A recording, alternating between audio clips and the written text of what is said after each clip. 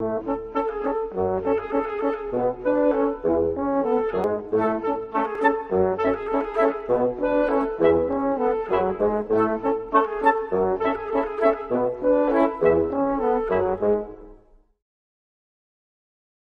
of the problems we have with medieval recipes is they don't have quantities.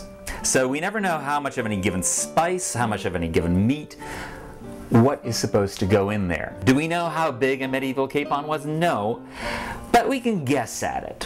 Figure today a capon is about 10 pounds. Probably in the Middle Ages they were little. They were probably about 5 pounds.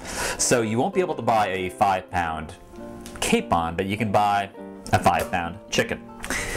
So cut up your chicken into 7 or 8 pieces.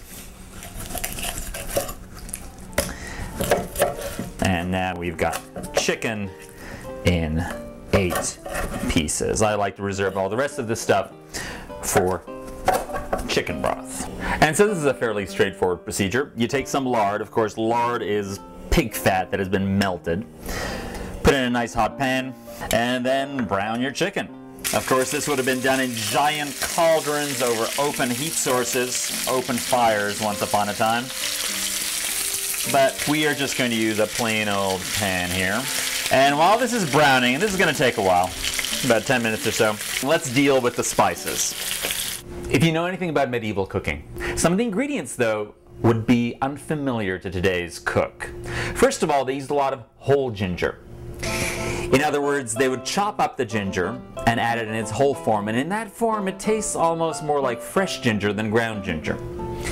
They use cinnamon, and if they could get it, they would get cinnamon from Ceylon. Ceylon cinnamon is soft. It's got soft bark which easily crushes, unlike what we mostly use, which is cassia. Then they would get nutmeg. Now, this is a recipe from the 14th century, and at this point, nutmeg was outrageously expensive. But instead of using the nutmeg whole, or ground as we would do it, they would chop it up. Then one ingredient you'll probably never find today, in the United States at any rate, is something called bay leaves. These are called Indian bay leaves, and they're actually not really bay leaves, they're related to cinnamon or cassia. So it looks like our chicken's almost done. Nice and brown.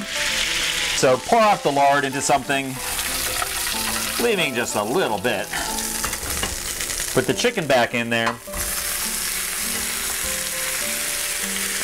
And now just a smattering of spices. Cinnamon stick, a few chunks of nutmeg, and a few cloves. And of course some salt as well. And a little of the chopped up ginger, and about half the saffron. There's a lot of saffron in this dish, about a whole gram. Cover the thing up and let it cook for a while. You've got this gorgeous orange color which comes from the saffron. And this was very, very highly prized in those days.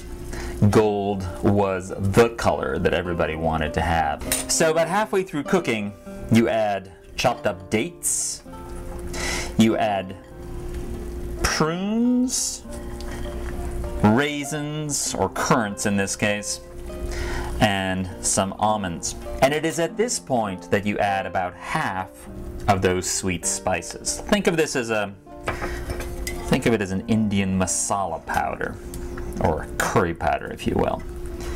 And then this gets cooked in until everything is nice and aromatic. Not too long at this stage because the chicken is pretty well cooked. So let's finish off that ambrosino. We add our almond milk. That of course will form the basis of the sauce. And then most of the remaining spezia dolce you want to save just a little bit for a garnish at the very, very end. And then just let it cook for a minute or two. And let's put this on the serving platter and see what our tasting panel has to say to this one. And now for the ambrosino.